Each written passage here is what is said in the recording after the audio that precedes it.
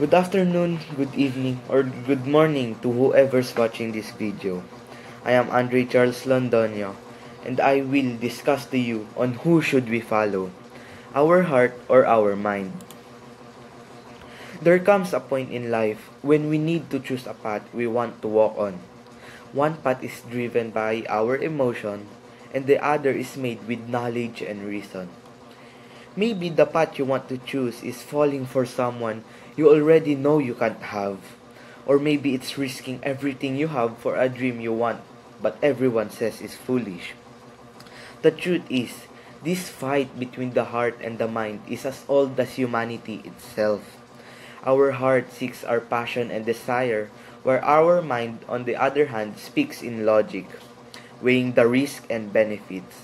But the question remains, when they disagree, which should we trust? Following the heart can release you from stress. It allows us to live freely and to experience life in its natural form. After all, some of the famous people in the history got their achievement from a leap of faith rather than a safe calculation. Imagine if inventors, artists, or revolutionaries had silenced their hearts in favor of reasonable doubt. Much of the world's beauty might not even exist. But the mind exists for a reason. It protects us from rushing in our own decision that we may regret later. It sees the risk the heart is too blind to notice. Sometimes what we feel right in the moment can lead to a regret or a missed opportunity later on. It is mind that serves as our own guide when our emotions run wild, making sure we choose with logic. So what should we follow? The honest answer is neither. Trusting the heart recklessly will have some risk, and we may even regret it later on.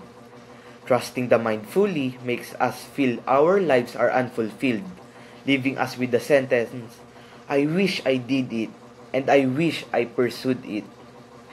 The solution is not choosing one over the other, but learning to let them work together, while allowing the heart to answer, but will I be happy?